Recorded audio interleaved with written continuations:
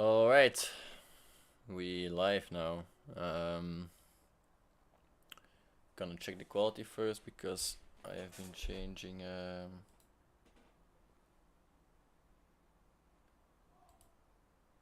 oh,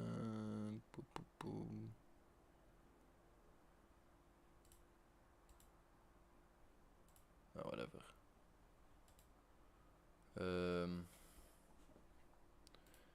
Discord.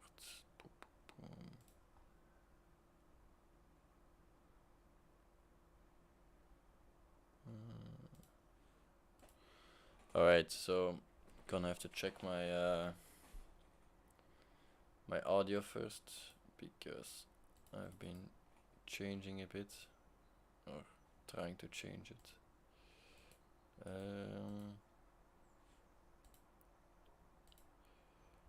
Let's see. I have to connect.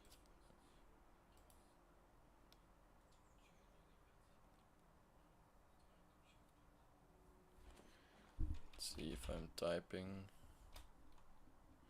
Whoa, we have too much banj on the screen. let's get some more banjos on there. Yeah. Let's see how fast it goes.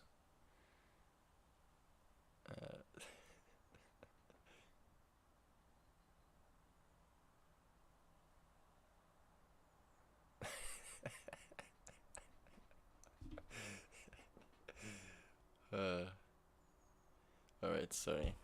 Played enough. Sound is a little bit... Maybe this is better. It's a little bit soft, but whatever.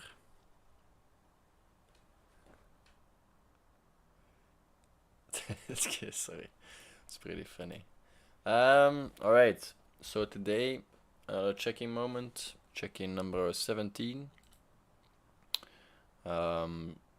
So let's first copy this week before I forget it per usual. Boom. Week 38. I did not complete it last week, so we had 2 out of the 4. It's a solid start, I guess. I did have 4.75 hours of sport, so that would mean a good week. I'm sorry for that. Also, can I put something black above this? This is pretty...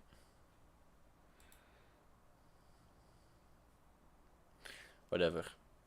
Just bear with me, and then I'll put this progress file on the left side so people that join later can follow. So I'm actually thinking about changing this read-or-write book because obviously I didn't read again. I don't think there are many times which I have read. Probably, yeah, very few times. So I'm not too fond of the read-or-write book. It's just not something for me. So instead I want Reddit.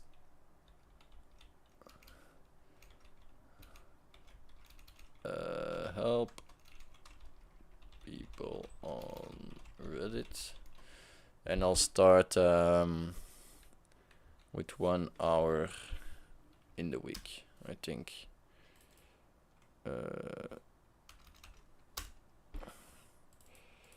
Let's change this also. Sport, help people on Reddit. And then we have of 1 hour. Okay. Not turboing anymore. It's pretty good. I was thinking though at some point I might start again, but it's bigger than me, you know, the upside, the potential. I don't know. I probably get caught once more by the fishing net, but we'll see. Did twice twice in the morning and actually felt pretty good. Like, not sure if it's really meditating or whatever, but it's at least trying to wake up decently without rushing into my day. So I really enjoy the meditating. So I think now let's not up it too much all in once. So I'm gonna do it slow and steady. Planned Sunday, I changed the Slack Sunday. I changed it to October, but because September is a bit too busy for me. But I haven't done either for October, so I'll get into that one this week. I did some good progress on this one. I edited him, edited, and added. Yes, some exciting news. I have actually been working together with a dude that is interested in editing for me.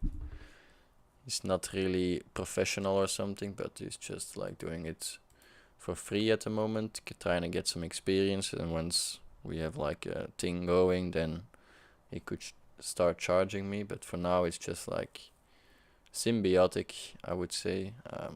We both get something out of it. I get to spend less time on editing, which I don't like, and he gets to learn it for a skill that he might potentially charge people for in the future. So his name is Mohammed Ali. You can call him Ali if you ever talk to him. And he's part of the channel now. You know, like we're both doing this channel. He's doing his part, I'm doing my part, and we'll see where it goes, you know. Not too high of expectations, but I think it's very nice that we can start this journey together. Otherwise, look out for podcast. I think I was busy doing. Looked for some podcasts, but it's actually pretty hard to find good podcasts. So I don't know how I want to do that, because yeah, at some point I'll have to collaborate with other people. So I'm not sure what I'm gonna do with this one. This one we did, so we actually did the demo.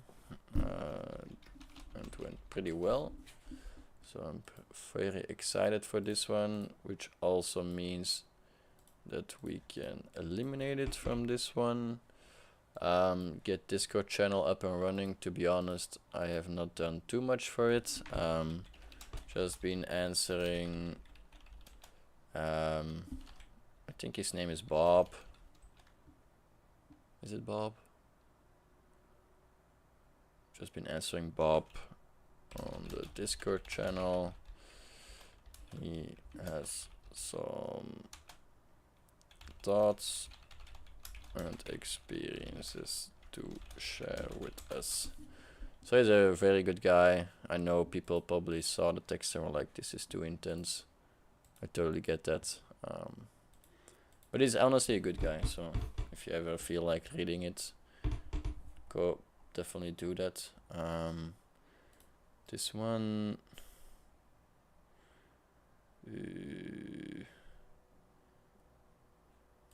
like that. Okay, yeah. Don't know why it was still stuck. What else do we have here? I see. We want this. Choop. All right.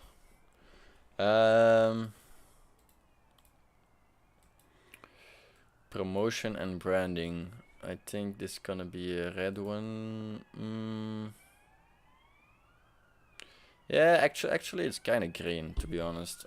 Being busy with Ali, trying to brand the channel more. So it's actually some good progress we did together. Startup VR, we did the demo, so It's also green, and CryptoBot. It's gonna be a red one. I'm not sure if I want to do it in the near future, but I'll just leave it on there. Overall, how did I feel my week? I guess it was a good breather week. Had to get into it again. Like, had 3 weeks of vacation, so was pretty good for good first week back. Achieved a lot of things I wanted to do, but still have to up my game. Overall, nice experiences and good podcast. All right, I think that's about it for last week. Now let's head to next week, week 38. So we're gonna help people on Reddit 1 hour in the week. I don't know, doesn't sound too much, but I'm gonna start small and not do too much in all at once. So help some people on Reddit, do meditation 2 a week, some sport, not smoking. Sounds doable, sounds like good habits to have. I'm gonna plan Slack Sunday, October, definitely, because for now I only have 2 channels that I can use clips from, so I wanna ask people what channels they like to watch and to see some interesting videos, so I can ask permission to them. So this all has to get a bit of planning beforehand before we can actually do something with it. I want the Real Reddit Talks episode 3 and 4. I actually have edited them, so they're actually ready to be published. I just need the thumbnails, so it's something I'll probably do hopefully in the next days, and then we can upload it. It's not fully functional or fully finished yet. Like, we are working on an intro, as I said, with Ali and I, intro and outro, and also like the thumbnail. So probably it's gonna be a bit changing over time. The amount of the videos, or like the intro and the outro and stuff, and branding. It's all things like we're currently working on, so it can change every week, you know. Also, I really much like the light. It was like 25 euros. Pretty decent material, if you ask me. Alright, so without further ado, you already saw that that it came into the picture. So we're actually gonna spin the wheel a bit. Oh no, sorry, I forgot. So instead of the book in the daily habits, I want to make the book more of a, what's this, weekly monthly thing. So we'll do it here. Read book from list. So I actually have a list. I actually have a list of books to read. Yeah, it's only getting bigger. I'm not reading too much, but whatever. We can start that today, you know, like this week. We'll do the first. I think psychologically, if it's not for me standing in the daily habits that I have to do every week, I think honestly it will be a bit easier for me. Just because I don't have to look at this red every week. And then I can be like, oh, I got the full green week. Let's go, you know? It's probably gonna hype me up a bit. So I think that's it. Yeah. Also, whatever. I did the channel with the Discord also. Without further ado, let's go to the tasks. So last time we checked out Opus Pro and Repurpose.io. They're actually very useful for making shorts if you don't want to invest too much time in it. The downside is that it only takes like full clips. It will not take clips from different aspects or different portions of your video, and it will only take like 30 seconds of one full video or one full clip of your video. So I have not been able to try it yet. I saw it was pretty interesting because it literally made like, I think, a couple 20 videos in less than 10 minutes, and I have not really looked at them because like my content is not really well, I've looked at them, but I have not uploaded one of them because my content is not really focused and condensed too much right now, so this is difficult for me to then have a full 30 seconds short video that is actually useful for people, so I'd rather not upload them yet. But today we're just gonna look at some others. I added Sounddraw. No, it was already on there. I added Lex AI. I added Mixo AI. Oh no, Sounddraw is also a new one. And Sounddraw. So I think those are new ones. What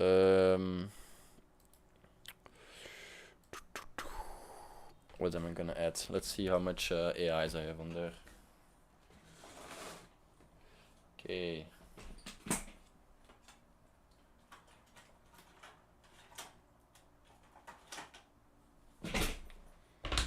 Alright, so I think we can remove the Reddit talk because last time we did a Reddit talk, but actually I want to make like a habit of it, so it's not really fair, quote unquote, to do it on here, so I'm gonna remove it.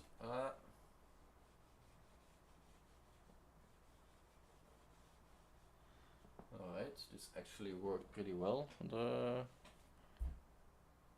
whiteboard cleaner, but it's not a whiteboard, whatever. What else do we have? So stock pick, I don't know, not really into. Let's leave it on there, whatever. I actually wanna find some stocks I like. So, oh shit, no, it's gonna be difficult. Okay, we first have to let it dry up. So what else did we have? Yes, this one we did also. Whoops. Damn, works actually like magic. I've been scrubbing the last time so much, so this makes it actually so much easier. So the things I want to add is I want to have the stock pick back on. I'll have the crypto back on. This one I'll just do away. So actually Nico is laughing like 200 decibels, but whatever. We also have quick fits, generate YouTube shorts. It could also be interesting, but maybe we'll do something more in-depth. Agent GPT. I think this one can be like, it's definitely not gonna be in half-hour search for that one, but I think it's one with a lot of potential. So let's add it back on. So we have. I need some. What do I need?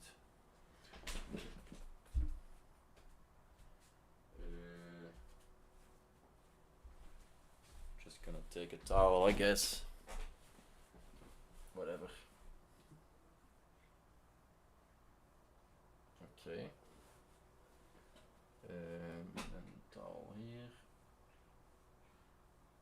And then one here. Alright. So we have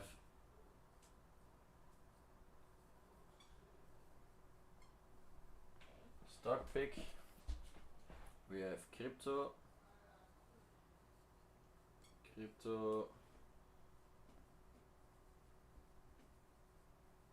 Research, and then we'll take so this one is also, and then we'll do Agent GPT on there.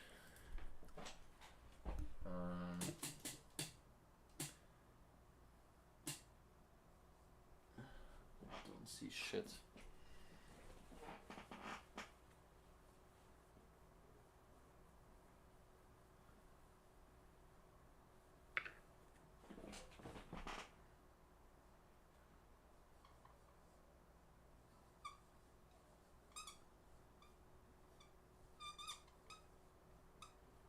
Agent GPT on there. Yeah, I'm sorry that maybe I can.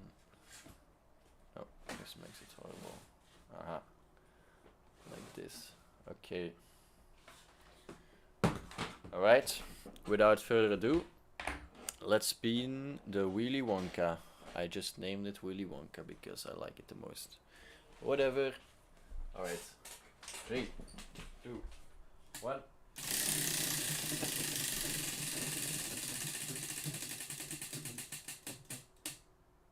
Crypto research. Okay, okay. We're first starting off with some crypto research. Alright. First thing I want to do is crypto research my own crypto. So momentarily, let's see what I have. So I have some Bitcoin, some Ethereum, some Polygon. Those are my my good cryptos, I would say. Oh yeah, I also have to add my last month's. Whatever. I'll do it on another time. So I'll research, yeah, Bitcoin and Ethereum. I think everybody kind of knows what they do. So the big difference between Bitcoin and Ethereum is the way it operates, and that said, let's ask ChatGPT. It's probably way more in depth than what I can say. Difference between Bitcoin and Ethereum. So basically, Ethereum has a lot of developers that have been working on it. So there are a lot of applications for it in that sense. And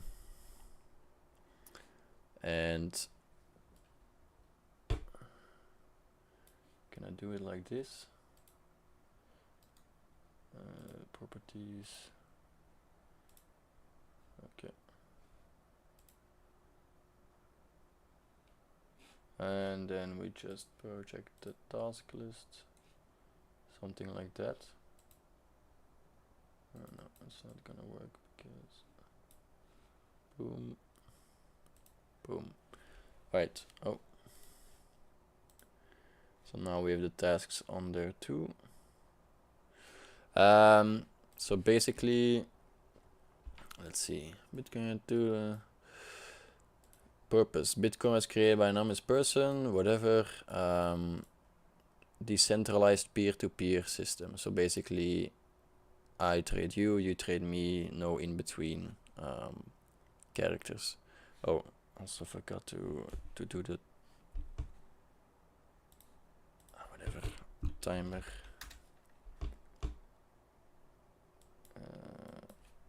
30 minutes. All right. So basically, able to transact with people without a bank or other parties in between. So yes, the big difference for Ethereum is smart contracts. So actually making like predefined contracts that say like if this condition is filled, for example, if this person sends me this token, I will send them something else. So it's like predefined contract that allows like just online transactions with each other more easily. Like if you would say, okay, I send you 5 Ethereum for the work you've done, then it would automatically send this 5 Ethereum once the work is done. So there's like different verification protocols and actually conditions that need to be met in order for this contract to be fulfilled. And in general, they call it smart contracts because there is like not really a bank or something else in between. It's just you deploy this contract. If the conditions and the validation is fulfilled, then it would automatically release these tokens to somebody else. So it keeps these tokens condensed in the contract, and once the contract is fulfilled, then it releases these tokens to somebody else. Then we have the decentralized applications. So basically, which means that there's not really one party involved or one builder. Everybody can add to it, and the community kind of votes on what versions pass and what not. So the main purpose of Ethereum is these apps and these contracts, and I would say the main purpose for Bitcoin is storing value and able to do transactions with each other. To record transactions, blah blah blah. Okay, Ethereum also uses current transactions. Ethereum's blockchain.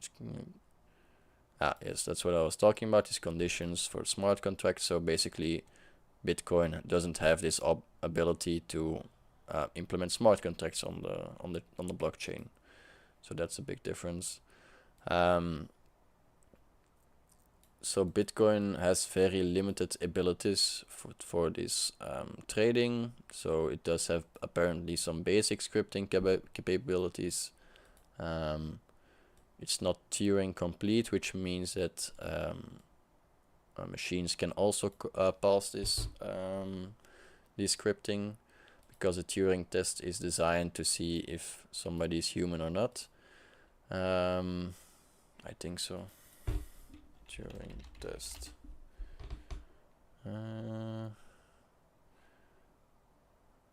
Yeah, exactly.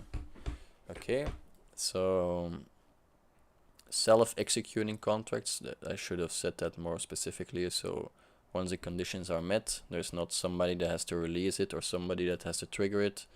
It's just there. It's just released when the conditions are met. And this is all written in code, for if somebody wonders what these contracts look like. It's just code basically stored to a value on the blockchain. So there's like 1 or 2 Ethereum kept tight in this code, but the contract also the blockchain also shows that this contract is active, and once those conditions are met, then the blockchain will register the sending of these 2 Ethereum to the other party. And that's basically where most of these applications are built on, to be able to release and receive these bitcoins, these Ethereum, without the need of any human intervention. Both are proof of work, basically meaning that it's a very complex.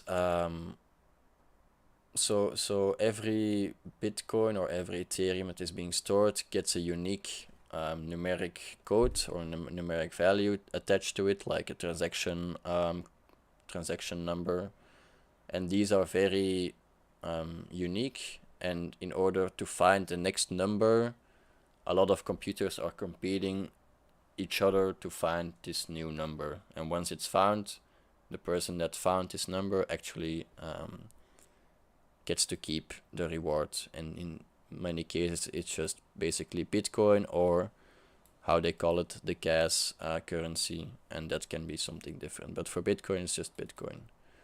Ethereum also has Ethereum as gas. So if you want to make a transaction on the chain, you have to put in extra Ethereum in order for it to be fulfilled, or to be able to transfer it. Bitcoin in that sense is very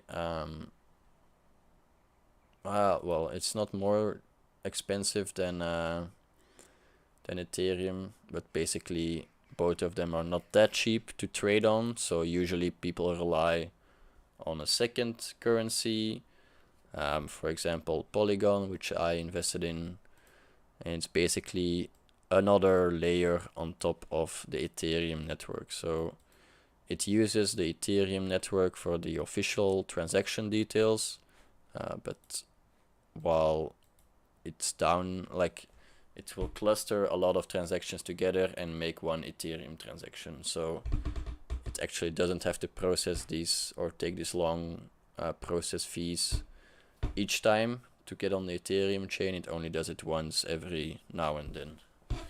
The other system that we have is proof of stake. basically means people that stake, so put in, it's like putting in a deposit with the bank actually. So people that stake money or stake Ethereum gets rewards from it, so like interest rates, based on the amount of transactions they how do you say it? They verificate. So I was talking before about a lot of computers competing for each other to find this unique transaction codes, and in a sense, are these not competing to each other? It's just everybody gets a piece of the pie, and they all work together to the same transaction code to find that same transaction code. That's basically the difference.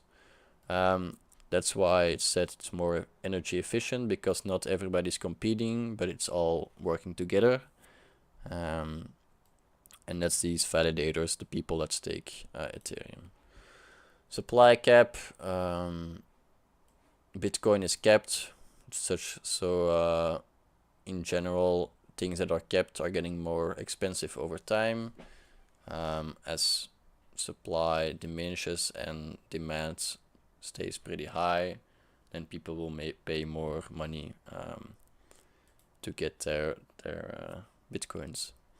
Ethereum doesn't have capped supply. They're like in the progress of changing to a proof of stake, and that proof of stake also would have some burning of Ethereum, which basically means you can either create Ethereum, but it will dilute everybody's Ethereum, and the result of that is that Ethereum becomes less interesting. So how are they combating this? Is basically through burning Ethereum. So if you have a system that creates a lot of Ethereum, it would downgrade the value of Ethereum, but this system actually burns also Ethereum, so it would upgrade or make that Ethereum more valuable to other people. That's basically it, I guess. NFTs are also a big part of Ethereum's community, but it's basically just a smart contract. Boo, crypto, spend time on good ETFs. Yeah, if the Wheel of Fortune wants us to, but as you can see, we landed on crypto research, and it was just how it is, you know. Jesu de Vroede, if I speak correctly that name. Is it Jesse, or how you say your name? So that's basically the difference between Ethereum and Bitcoin. Polygon. What is Polygon crypto? Spin the wheel. You have to wait 20 minutes for that. You know the rules. The Willy Wonka. So Polygon is actually the other thing I've invested in. So as I said, it's like a layer on top of Ethereum, so it's a layer 2. And this happens to a lot of layer 1s like Ethereum or Bitcoin. Other people build different layers on top of them. As I said, it makes it more fast because you don't have to register each transaction, and you can group them together so that people actually have to only register one transaction on the Ethereum network. So Polygon wants to be able to scale that so that there are more transactions possible, which means lower fees, which means people might use it more often.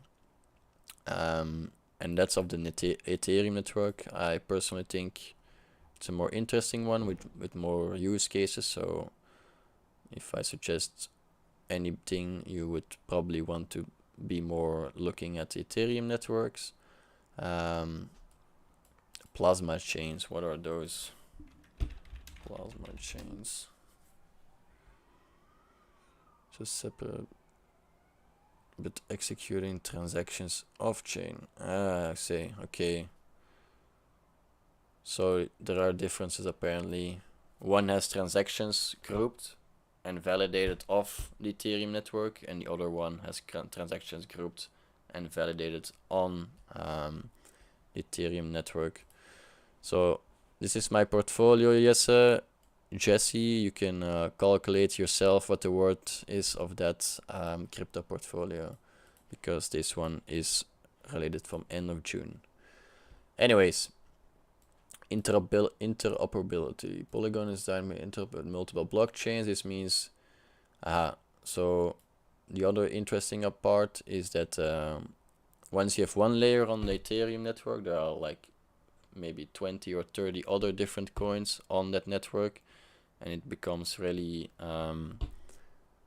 unique, or like very interesting for them to be able to cross bridge, and basically meaning you don't have to put your money on this second layer, but you can put your money on the second layer, but you don't have to transact it through the first layer.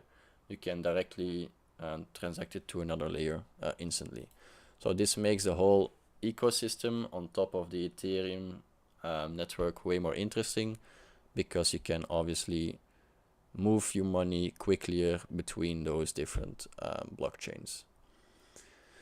Ecosystems, but a network of connected chains, customers such as gaming, security. While Polygon is a layer 2, it leverages Ethereum security by periodically committing each state. So that's what I said before, like it collects all these transactions together, and once in a while it registers on the Ethereum mainnet. Matic token, it serves verbs including staking. Wait, I'm not getting staking rewards. It's probably because I have it on a crypto exchange. So you can have coins on a crypto exchange, and that's are basically hot wallets, they say. The tokens in there are not quote unquote yours. You have like a paper from that crypto exchange that says I owe you 5 bitcoins or something. Like, it's not your Bitcoin, but you have like a paper that says you have 5 bitcoins in spare of them. Networks proof of stake by staking their tokens. So that's basically why I'm not getting any staking fees, because I have it in a hot wallet and it's not my tokens actually. So probably the crypto exchange itself is taking it and taking a good percentage of it. But that's just how it is, you know, like if I wanted to myself, I can do it. I have a gold wallet too. But you don't owe the government or borrow money. Nice one. Don't know what you meant by that, Jesse.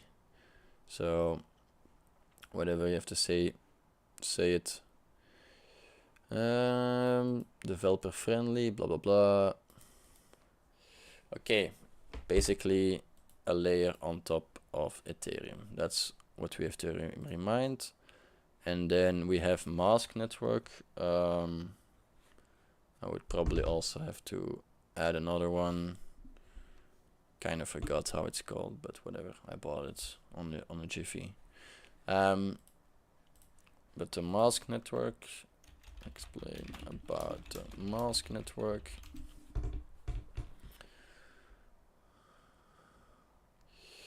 So the mask network is actually a very privacy-driven network, and that's why I bought it, not because I want to do shady things, but I think there is more value for people in crypto when it's not really that clear where the money is going, if you understand that sense.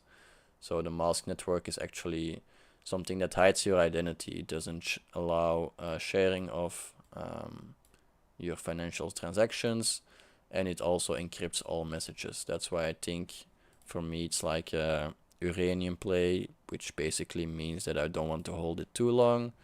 The Supreme ones, I want to keep them longer, so this one is not something I'm too invested in. It's just, I think, 100 euros or something I invested.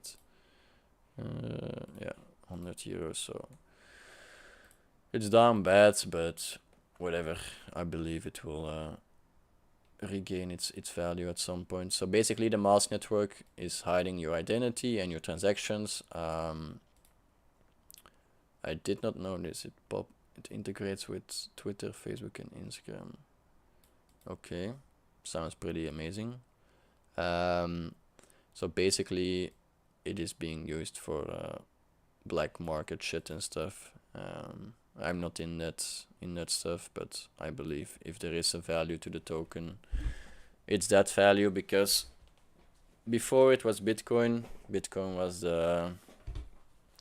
the one that was like, oh, the government can't trace me, but now that's not true anymore.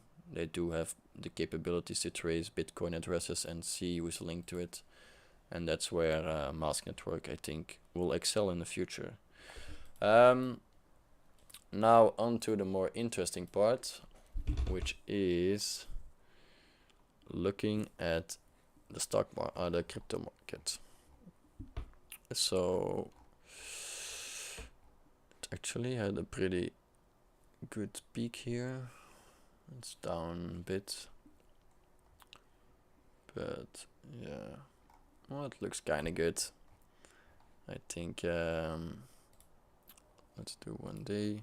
It's always important to look at Bitcoin, the grandfather. So yeah, not bad. I think we're looking at a normal sideways going, and maybe perhaps at some year it will boom again, whatever. That's not really the point. Let's see,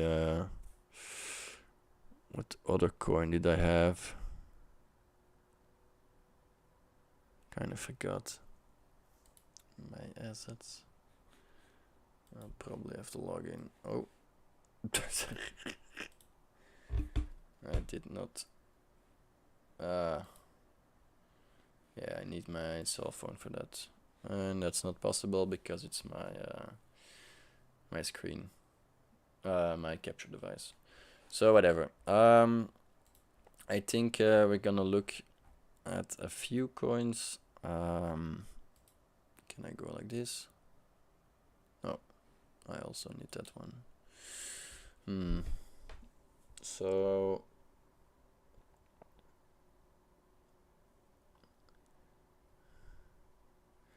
yeah, it's not the real password, you know. It's like just a thing given.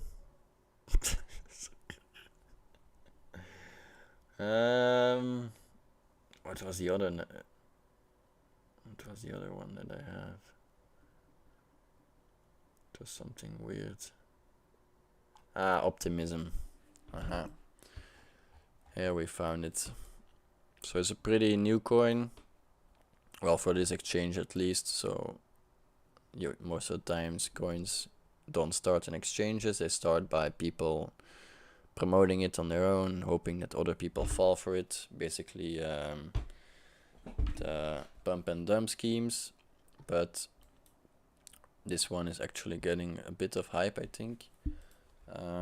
Let's search. Maybe it also has information. How about the Optimism coin?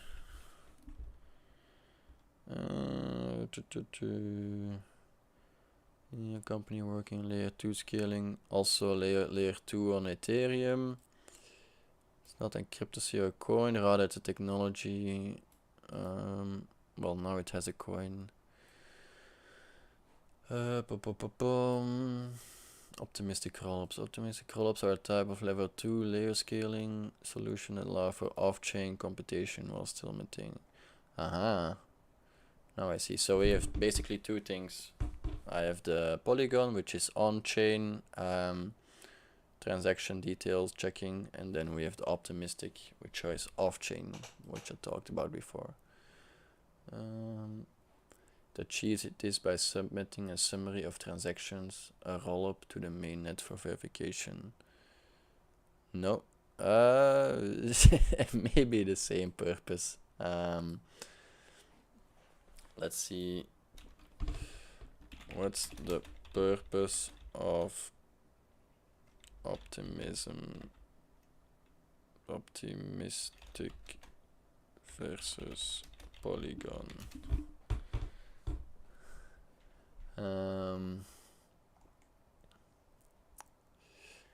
Focus on improving the scalability and performance, but they do so in different ways and target different aspects of the blockchain eco. Okay, I like that answer. Should have more of those vocabulary to get Yesa. Also, I'm getting some light in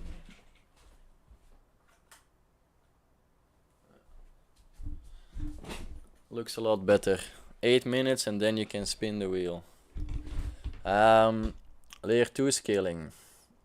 Optimism primarily focused on layer 2 scaling, blah blah blah. Okay, that's all the same with the rollups, except I think the rollups is a difference. But it actually doesn't matter what the rollup is or not. It doesn't even say here. Okay. Reducing gas fees and transaction times. That's a very important one for Ethereum. By moving some of the computational load off-chain, it can make transactions faster and more cost-effective. Okay. Compatibility with existing Ethereum contracts. Optimism is designed to be compatible with existing... Okay, dat boeit niet. Security to rollups. Also doesn't care. Okay. Polygon is a multi-chain framework. So I guess the difference already is that Optimism is focusing on single chain ecosystem with Ethereum, but Polygon is morely invested in a multi-chain to allow also transactions between level 2 layer chains on Ethereum, both public and private with Ethereum as its base layer. This, what does it mean? You have private chains too? Why would people have private chains? Interoperability, Polygon's main goal is to provide an environment, customized blockchains. Okay, so Polygon is morely focused on creating different chains that work together, and Optimism is mainly focused on reducing costs and fees on Ethereum. It aims to be interoperable with various blockchains. Okay, so it's actually interoperable between different layer 1 chains. Interesting. Polygon.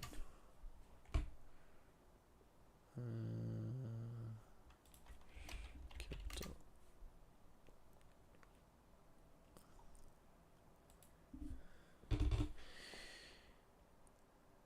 Yes, I like it. So these sites always look the same, so I get that people are very skeptical. I was not, and I lost some money with it, but that's a known story, you know. It's not something what it's gonna do. It's gonna fight climate change. Total contracts, unique addresses, 225 million unique addresses, 2.6 billion transactions.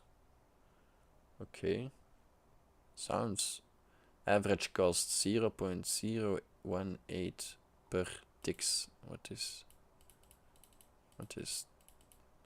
tix? I think it's meant transaction. NFT sales, what? 13.6 billion. What the fuck is NFTs doing here so good?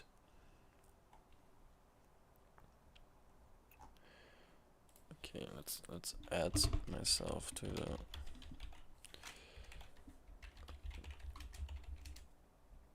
okay, let's add that one so I get some news of that. Okay, looks actually better than most of those sites I was talking about. Let's watch what you can find a job in this ecosystem. Data engineer, all remote, nice. Wait a minute. Oh, cannot click on that one. Okay, whatever. I actually wanted to see the apps. Okay, that supports tokens. Okay, it's just an exchange. Metaverse name service. You can be used in meta. Okay. Social gaming platform.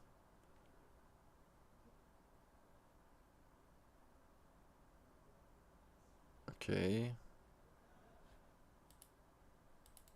Oh.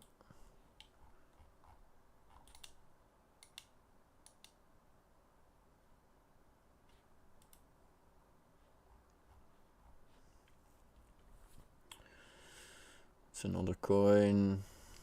Analytics platform. Oh. Wait a second.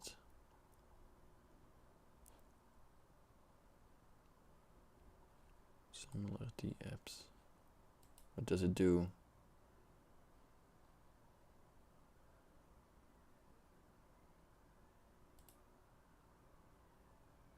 Deep dive into holder structure.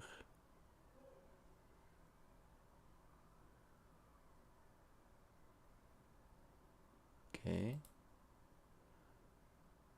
Okay.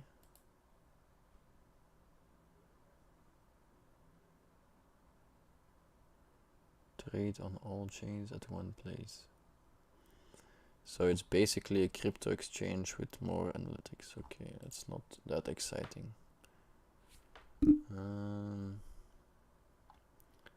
option protocol. Wait a second. Whoa. Maybe this is actually it. It looks like... Hey, this is nice.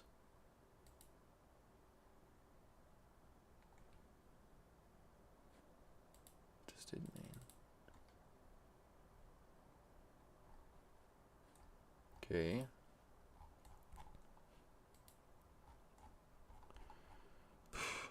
So many of them. Okay, so this gives me an idea. I'm gonna split this up. Where are we? Crypto. So we did 30 minutes. Basic info about crypto. About my crypto. About the crypto I own. Split up into diving deeper in ecosystems of my coins. Okay. Okay, I really like that one. I think we're done with the crypto for the day. As yes, I might say awesome, because it's very lucrative. So I would not recommend it for everybody. But if you like to make riskier investments, you might want to look into crypto. Without further ado, let's get the next spin going. I like the passion of this Jesse de Vroede guy. He's a good guy, I think. Not sure about it, but he tries to be, you know? It doesn't always come out as easily, but he's trying to be a good one. So I'll give him... I cannot give him the heart. Okay, I need to log in for that. I'm not doing that for you. Alright.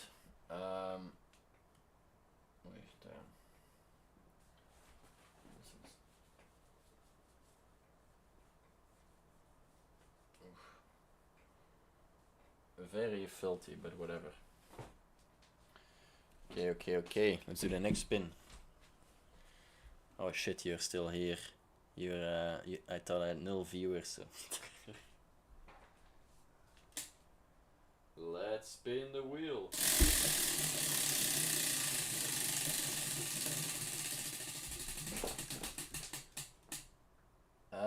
AI Superus. What was that one again? I have no clue actually. AI Superus.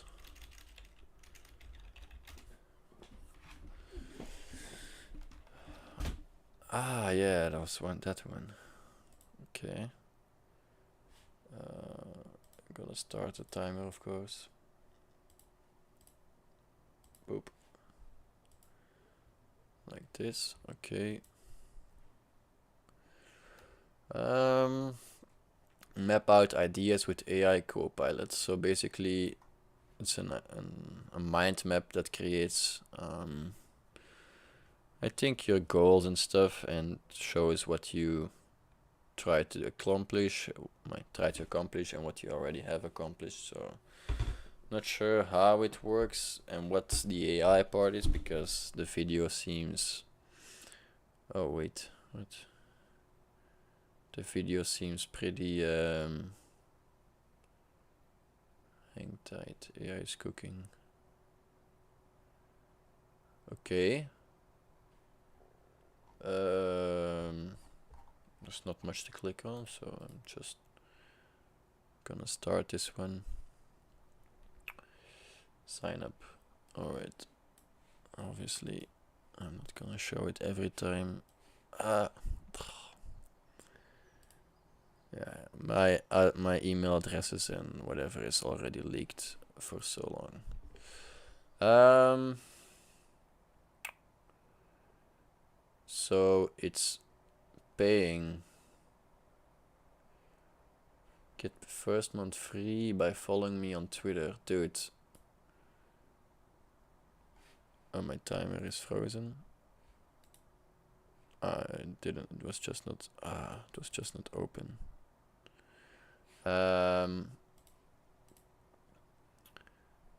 Okay, I have to pay right from the bat.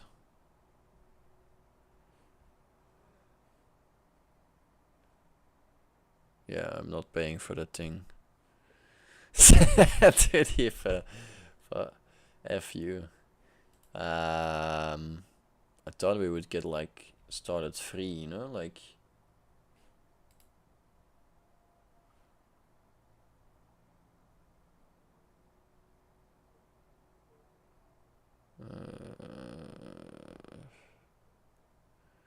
How I get the first 1K paid users in 45 days. Dude. How I started my journey.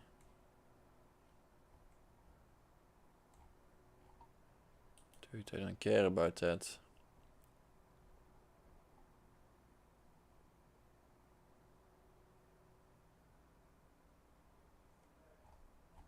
Dude, are you effing with me?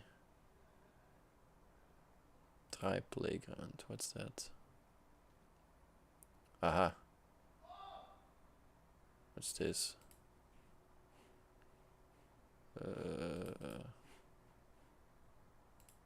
Stop with follow. I don't want to follow you, bro.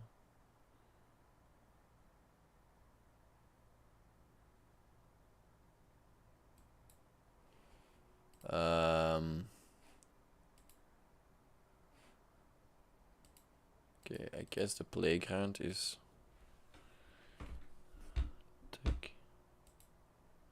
What's on your mind? How to get rich in 1 year.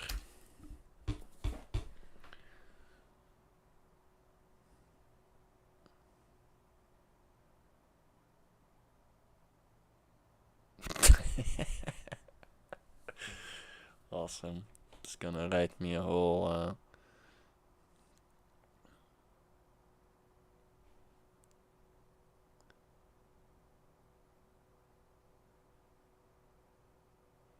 okay.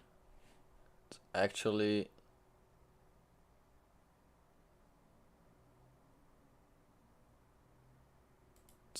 cooking something, it seems. Adopt a rich mindset. If you want to become rich, you need to have a mindset that attracts wealth. This starts with setting clear financial goals, focusing on wealth creation. Okay, very generic. Why can I move that? It sounds. Conquer your big dreams with these 5 smart financial. Okay. Why is it so scuffed?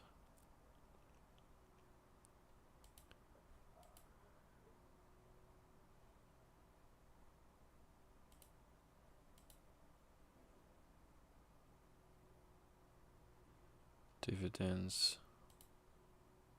Okay. Maybe I should try the book.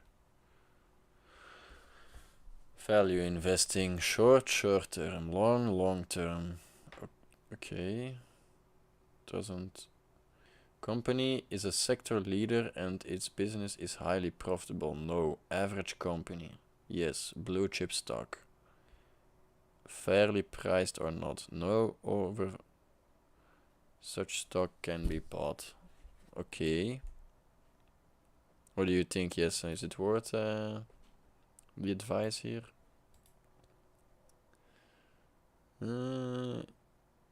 It's about spending less. Hey, I know all about that. Okay, this really sucks. I'm gonna be honest. I thought it was gonna be something more exciting. Quit. Try my map. What's my map? But I wanna try it and then. Oh my god. Start trial. But I'll probably have to pay, yeah? I don't like this. Dude. Okay, this is shit. Alright, I think we can skip this one. I think the playground mode, what we saw, is actually not the real thing. I hope so. I think the real thing is this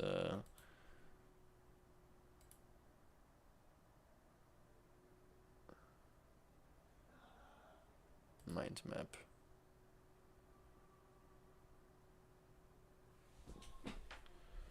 Wait, but stop.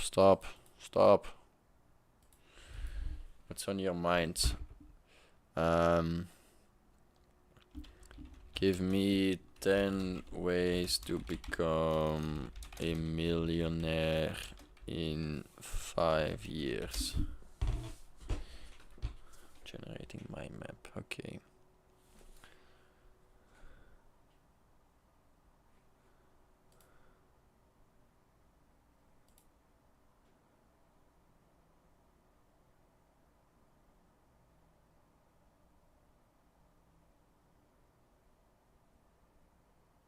Okay.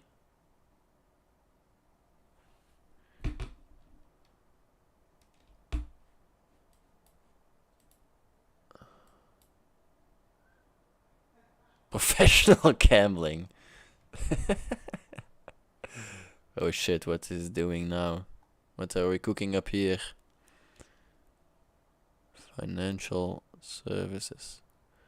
I can provide some financial services. Who wants to pay me? Okay.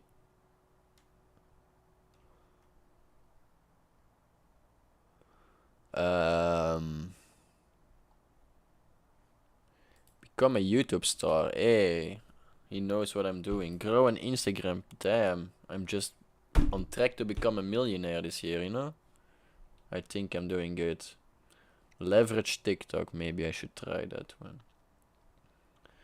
Flip houses. Whoa, it's just that easy, you know? Just flip houses. I will pay you. What? I can't read that. What are you even saying, brother? Why can I will pay you if you quit. Okay. Quit what? Professional gambling. I'm a professional, brother. No, okay. I think this mind map thing is not definitely not worth it. Let's go back. What did we have here? Superus, this one. I think we did like 10 minutes. Not worth it. No, free version that looks good. Alright. So, yeah, okay. I guess we're just gonna go to our next spin.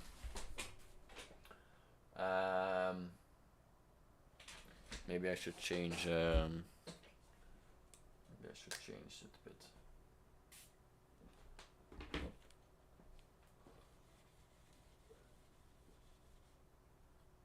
Which one did you also have? Crypto research, but yeah, we can leave that one. If we get it again, then we do crypto again.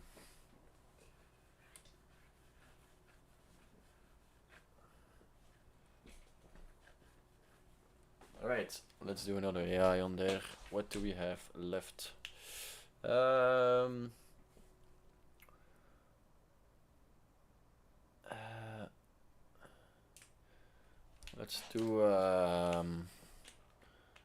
Let's do Mixo AI.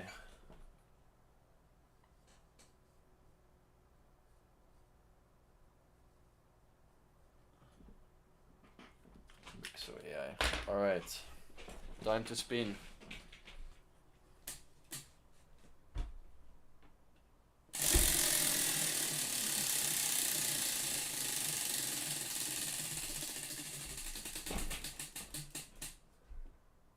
No, ETFs. No, yes sir. Fuck.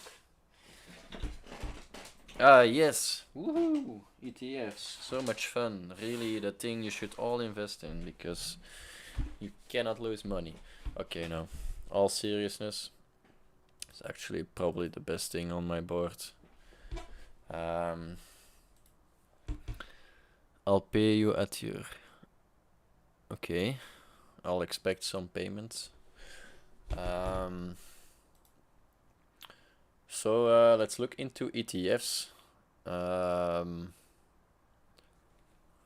Actually, maybe for first people,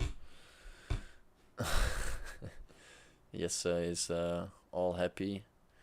Maybe for the people that are not literate, financial literate like me. ETFs is basically a grouping of different stocks. So you don't have to pick individual stocks. You can just basically say, hey, I want this one sector, for example, gold or platinum or hydrogen or financial services, whatever industry you like, you can say, hey, I want an ETF about that, or I want to buy the group about that. And usually there are ETFs about it, so it's not always. Sometimes it's also for larger groups, for example, all S&P 500, the most famous index in the world, has actually a lot of ETFs that will mirror this index. And basically what it does, an index has all these weights given to the stocks, and the ETFs try to get the same weights so that it mirrors the S&P 500. And that's usually the one people start with. It's the most famous one, the 500 most, the 500 best companies of America, which is the leading financial institution markets or like stock market of the world. So usually that is a pretty safe bet to go there. So basically we have like this basket of all these different stocks we want to invest in, but we don't want to pick one of them, so we invest in these ETFs. And basically they show us, okay, this is the basket you have, and if you invest in us, you can invest in 20, 30, 50 different companies. Those are physical full replica ETFs. Yeah, for details you can always ask Jesse. He's very approachable, definitely a good guy. So all questions you have, Jesse de Vroede, Jesse spatie de spatie Vroede, Jesse de Vroede. If I get new clients to you, Jesse, I get a commission on that, right? Try diving into synthetic and leveraged ETFs. Yeah, no, we're not doing that today. Thank you. We're just gonna start with the basics. So basically, that's it. One thing you have to understand, ETFs are very similar to funds, like what your bank is trying to sell you all the time, because there they get a lot of transactional fees and other fees. Basically, ETFs have a very low amount of fees and usually are a good alternative for investing in funds. The only downside of ETFs versus pension funds is that ETFs don't have a tax deductibility, which means that for your pension funds you usually get 33% back of your investment for that year. ETFs don't have that, but there is like a whole discussion if ETFs or funds are better, because in general the return on investment on ETFs is higher, so on a longer period of time your ETFs would make more money compared to funds, but with the funds you have like the guarantee 30% return on investment from the start actually, so that's also pretty nice if you're looking to get some real returns in quick. So basically that's it. Now we're gonna look into some ETFs. I'll first have to log into that.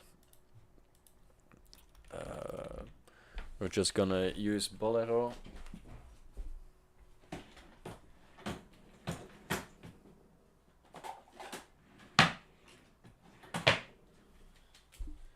So I got my Bolero cask in here because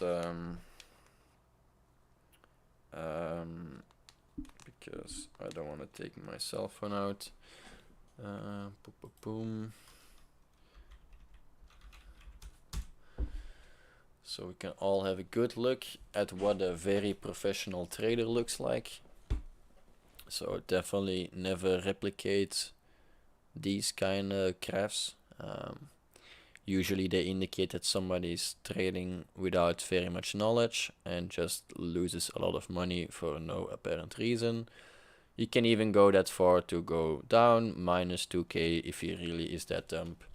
But yeah, it's just an example account, you know. It doesn't, yeah, it does say my name, but for some reason the graphs are wrong, I think.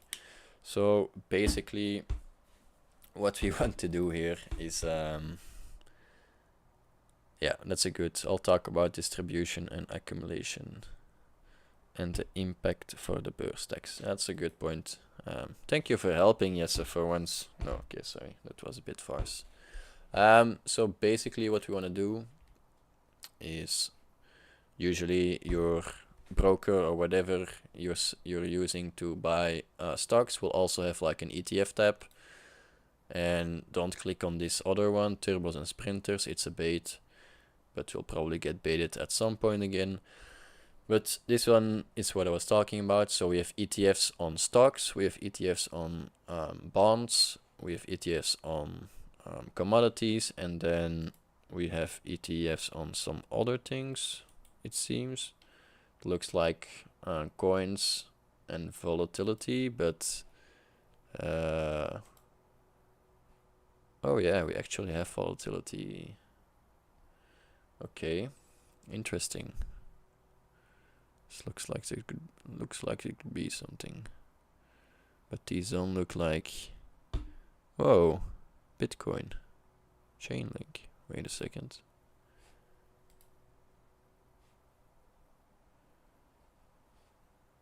Track the performance of Bitcoin. I didn't thought we already had these. These must be new or something, no? Wait a second. Oh, they're already from 2020. Are these real ETFs or what's? Yeah, you got the trading history already. What do you want from me? Anyway, okay, I got a bit distracted. So let's just start with the easiest ones, with stocks. So usually you can look for all these ETFs. Like there are a lot of them, all from different providers, basically different institutions that say, hey, we have these kind of stocks and we'll put them in a basket for you, and you can buy in on our basket for this amount of price.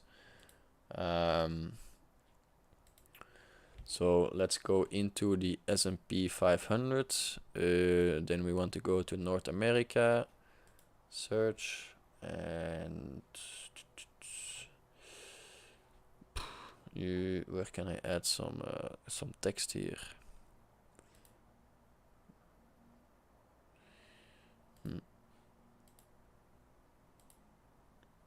Okay. Doesn't seem this searcher has text for me, so we're gonna do S&P 500 ETF. And this one is actually the most famous one, the SPY. It's the one that tracks the the S&P 500. And as you can see, over 10 years, it had a 160% return almost, so that's 16% each year. It's far out, one of the best ETFs out there. Just if you don't know what you're doing, usually this one is a very good one to start. The only downside here, and that was what Jesse wanted me to talk about, is that this one is distribution. So all your stocks together, they obviously generate some dividends, and you have the right to claim that dividend. So distribution basically means all this dividend that your stocks, or the portion of this dividend that you're supposed to get, will be returned to you in the coin it is valued in. So usually this means that they would pay out in dollars. You pay taxes on getting your dollars to, or transaction fees for getting your dollars to euros, and then you pay taxes on those euros. So usually you don't want to look for ETFs that has distribution, because you end up just paying a lot of taxes. What's more interesting is, let's maybe look at this one.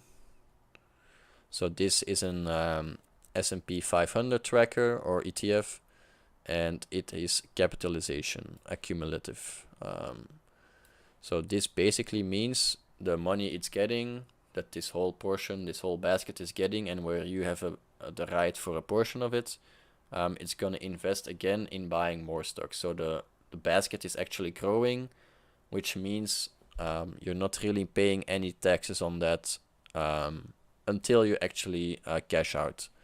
So that's very important, because the money that is reinvested for you in this basket by buying more stocks, and this is automatically done by the managers of these ETFs, it can actually grow potentially. So our good fellow Jesse is saying that ESG in the names, so ETFs that have ESG in it, are actually very how do you say it in English? Very conscious companies that are busy with changing the environment or bettering it. Basically, at this point, it's still bullshit. A lot of companies, like oil companies, are getting these labels, but it's a start, you know. We have to start somewhere, and making the label is the very first start there. So basically, every time you're looking for ETFs, you want to look for capitalization. Another important one is physical versus synthetic. A lot of you know, maybe perhaps, the story that went down with GameStop. Basically, there were a lot of it's not ETF. It's not because of ETFs, but the story tells the difference between physical and synthetic. So basically, at GameStop, there were a lot of options being traded. So basically, the right to buy or sell stocks, it doesn't really matter. But the fact here, or the important part here, is that a lot of them were synthetic. So synthetic means the person that is selling this ETF or this option doesn't actually own any stock of it. So it's selling basically an IOU certificate without owing the stocks himself or herself or whatever. So physical means they actually have it. So if it says physical here, it means, okay, they actually have this basket with all these stocks in it. It's a very important one. Usually it doesn't matter too much, but there are these rare occasions like GameStop where all of a sudden people realize, like, hey, we've oversold like 130% of all the stocks available, of all the individual stocks available. And then they're like, wait a second, if we just buy it up and all those synthetic options have to buy these shares back, then they have to buy it at an increased price. And that's basically what went down at GameStop in a nutshell. I know it doesn't make much sense, but for the newbies out there, physical and capitalization, those are the two main things you want to look at when searching for an ETF. So these are the big ones, S&P 500s. But I think it's more interesting to find. Oh yeah, another important factor to look at. So we had this S&P 500 ETF. Some of them are located in the USA. Some of them are located in Euronext Amsterdam. Obviously, you usually want to look for ETFs that are placed in Euronext Amsterdam, Paris, or Belgium, because basically those are the ones we don't pay a lot of taxes on, or the lowest amount of taxes. When you go to America or whatever, you usually have to pay currency switch fees and extra taxes on it, because they both want to get a piece of the pie when you cash out your profits. MSC Core is maybe a good MSCI Core World ETF. So we have about 6,700 ETFs that correspond with this name, so it gives an idea of how many ETFs are out there. There are really a lot of them. So we're just gonna look into the ETFs and then markets, and then we want Brussels, Amsterdam, or Paris. These basically are the three ones you want to take a look at and see if they have any interesting ETFs there. Amsterdam and Paris. All right. So we're looking here at iShares. iShares are personally one of the more famous ones, or one that I trust more. In my opinion, I have no real experiences why I would trust them. I just know iShares are pretty common, or a lot of people know about them. And usually this is better. The more known your ETF is, the easier it is to trade and sell and buy them. If you have like an ETF that is not traded a lot, it's usually way more difficult to buy them. And to know if one is traded a lot, you have to look at the volume. So this volume, 3,600, is a very good volume for a day trading. But perhaps I can find someone that is less traded. Let's go 7 or something. Windy. Yeah, like this one is traded 15 times a day, and like the price is not so reflective of how it's going. It's going up in very high peaks and very low and very steep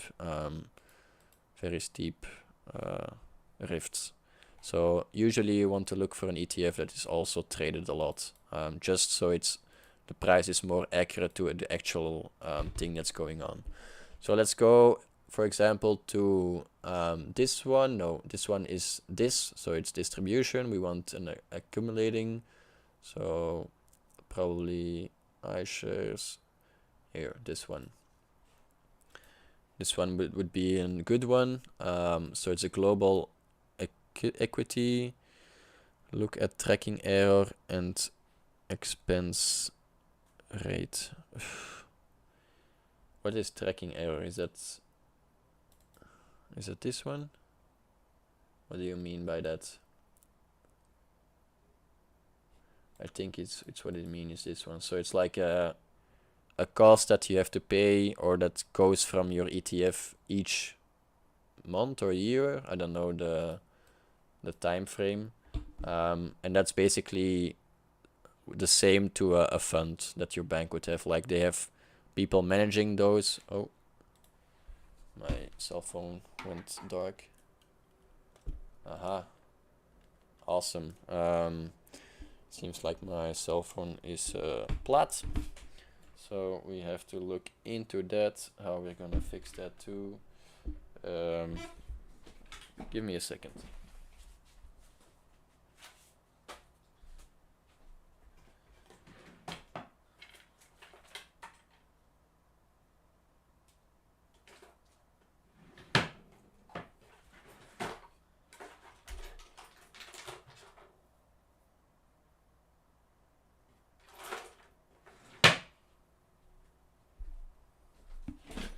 All right.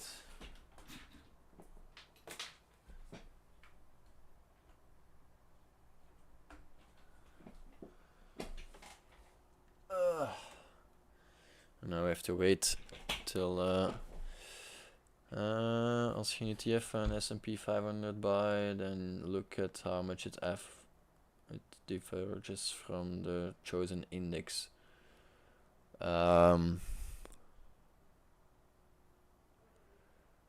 Is it me, or is that always different depending on how much shares of that ETF is outstanding?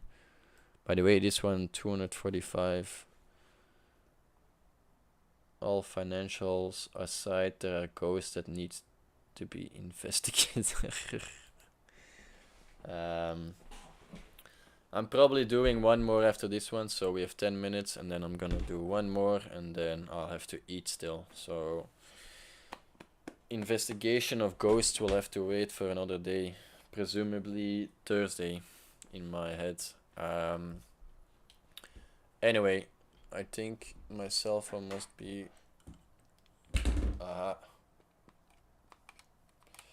if you would see how I was doing this all, it would look very scuffed, but whatever. This is not perfect podcast, this is scuffed bench podcast, so we all know no expectations. Okay, I got it out. Such a hard. No, Siri, I don't need you.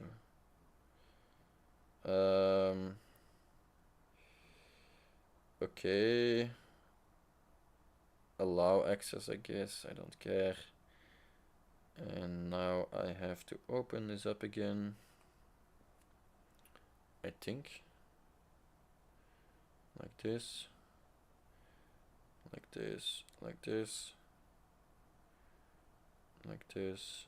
And then boom. I think we are back. Alright. You know I'm a wizard like that. Okay. Let's get this back going. And then... ah, damn it. I locked it. No. Right. Let's get this going. We have 10 more minutes to talk about awesome ETFs. Where was I? Yes, they wanted me to tell about tracking error and expense rate. To be honest, I'm not very familiar with that concept. He probably has to explain it if he wants to come on the podcast one day. But how I understood it, like every ETF is like, for example, 1,000 shares or 50,000 shares, and you have to multiply that amount to see how much that amount is, and then compare that total amount with the total amount from the index. And I guess there he is talking about a tracking error, because if the amount is differing too much, it might mean that there is a lot of hidden fees that there are, something like that, I think, yes, you're trying to say.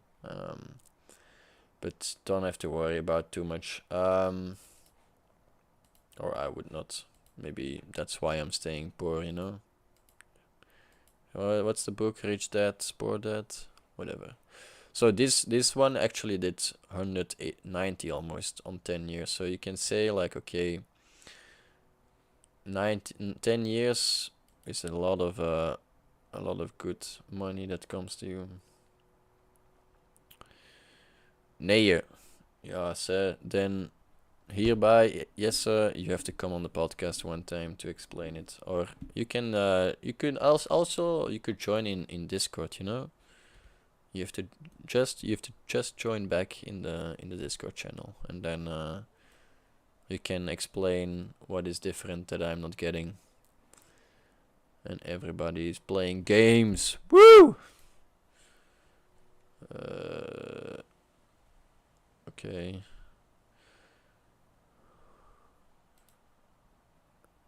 Ah, look, he's scared. Once he has to go in the open. Oh no, I'm leaving. But he's saying if you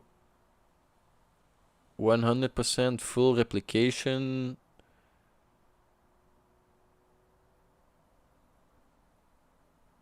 Ah, I see. Ah, okay. So basically it's the distribution of your ETF. It can be that their distribution is a bit different in order to have some bias in there. That means like they think some stocks will be performing better or not, or they are investing less because they think the stock market might go down more than the anticipation of the S&P 500. So basically meaning that they are mirroring the index, but they don't have the full distribution as in the index. So for example, if one okay, let me just show an index. So an index is okay.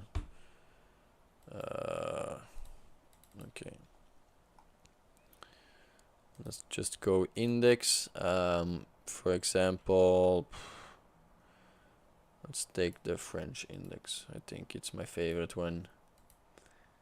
Look at this, perfect for not doing turbos.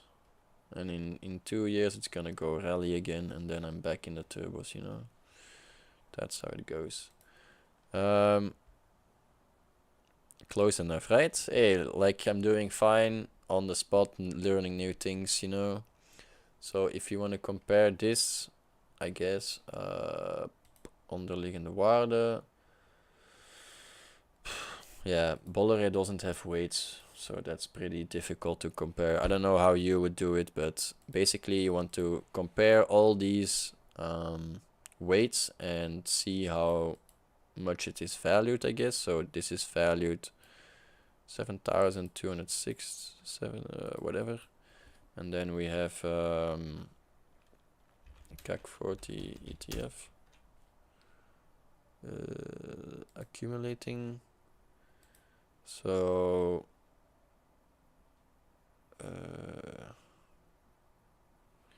I think we have to multiply 7515 times 33.809.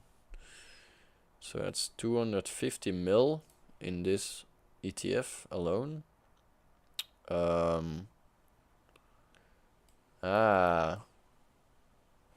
Maybe this is the one that you meant. Netto inventariswaarde. Like this shows how much your stocks are worth actually, and this shows how much the ETF is worth. So usually, if the ETF is lower than your netto worth of your portfolio for one ETF, then I think it's a good buy, something like that.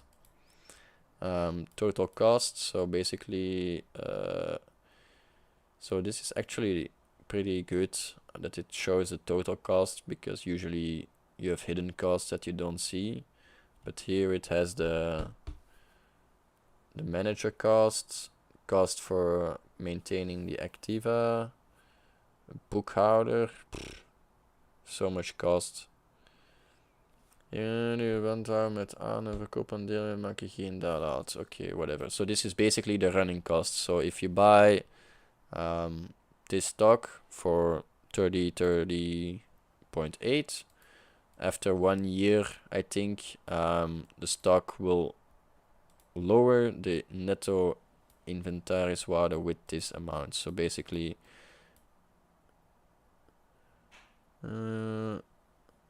als er veel vragen is, dan moet je boven. Yeah, that's.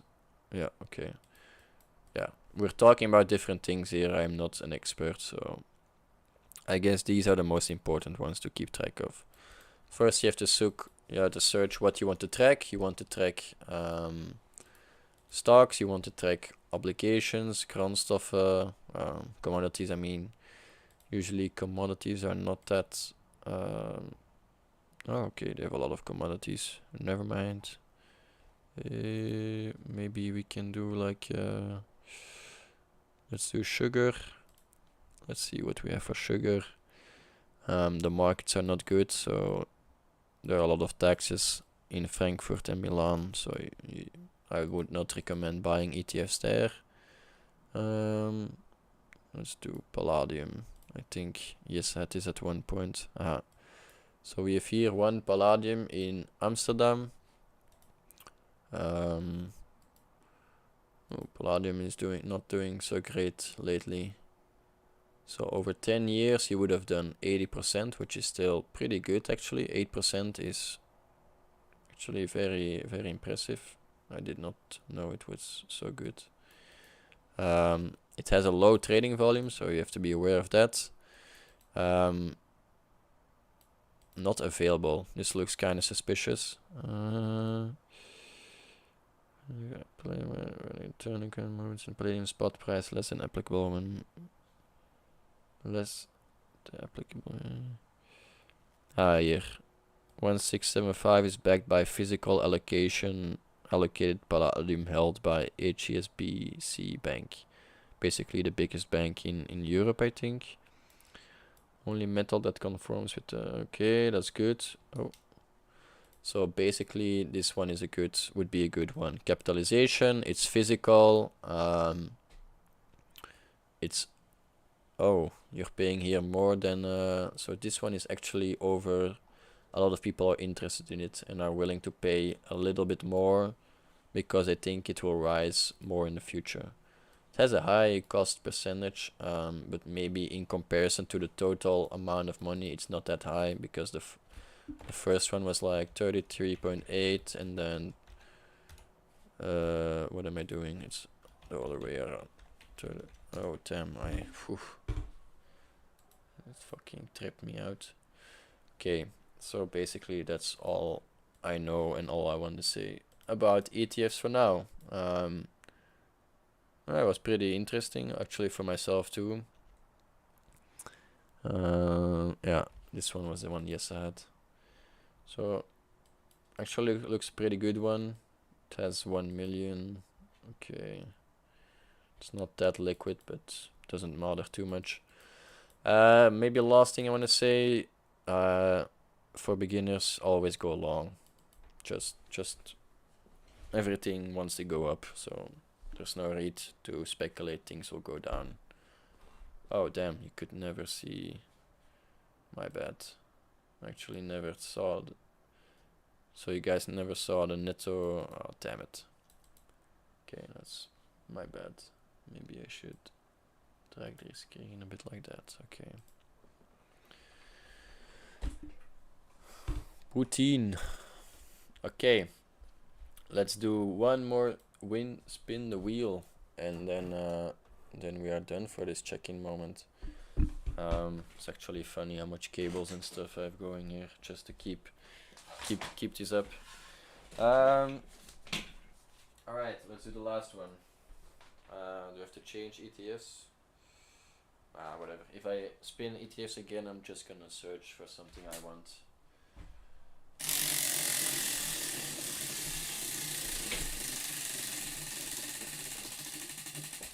Alright, and we get AI Imagica. Okay, seems like we have AI day today. Well, see you, Yesser. You're probably gonna leave because I understand you're not interested in everything. AI Imagica, a new way to think and create with computers. I hope it's not paying, otherwise I'm just early access play demo. Okay, let's just build an AI app in minutes. Okay. An investing app. I want that.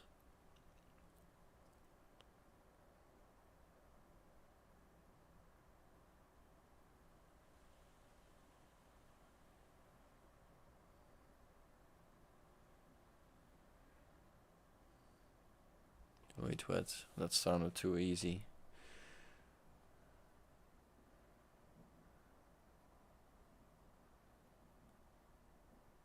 Wait a second. Does this app exist already?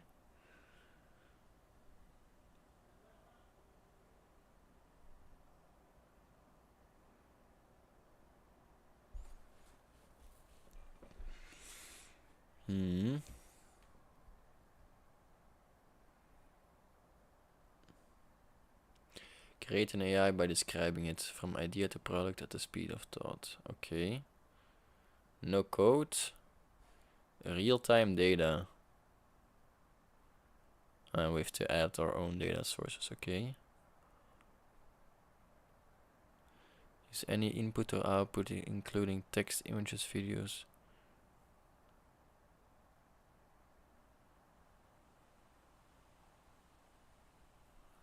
Speed, creating a ready-to-use interface that can be published immediately. Okay. How it works.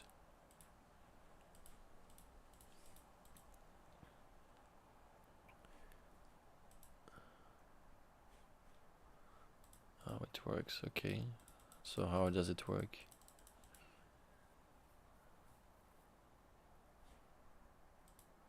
Features, mission. New operating system for the AI age, blah blah. Extension of our minds, speed of thought. Okay. There is no pricing on there, so I like that. Usually there is like a pricing tab, and that means you have to pay. One shot learning.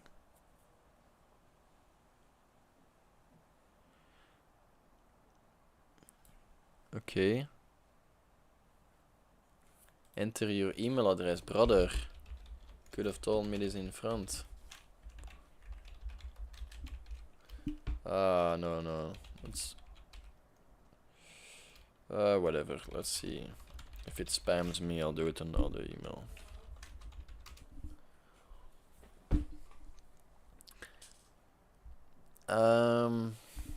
Benjamin Kravitz. Industry, content creation. What AI app do you want to build with Imagica? Show, I'm gonna bait them. Show my large YouTube audience how it can be used to optimize our own life. This must bait them a lot. I need the app built for what?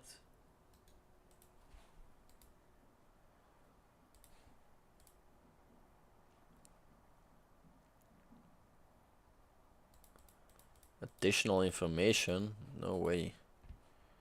Get your AI app built today.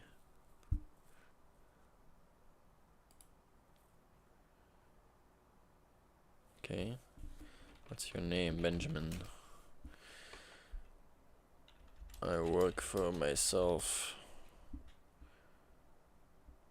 Make a crypto bot trading that tracks undervalued coins in relation to the Bollinger Bands.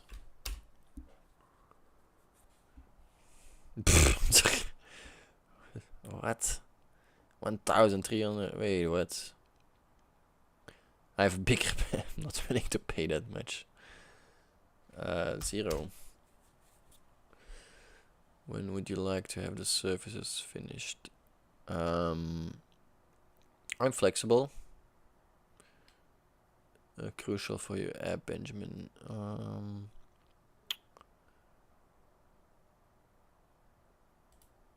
I guess that one and that one.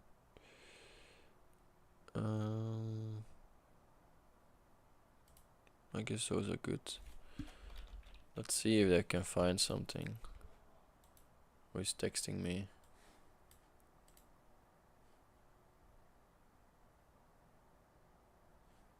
It's Yessa. Okay. I guess I cannot go farther in this one. I'm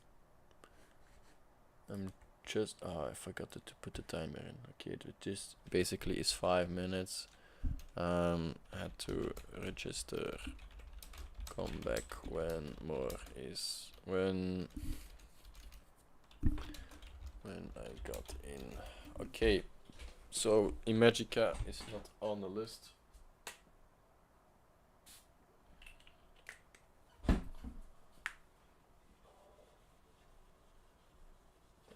Actually works so good.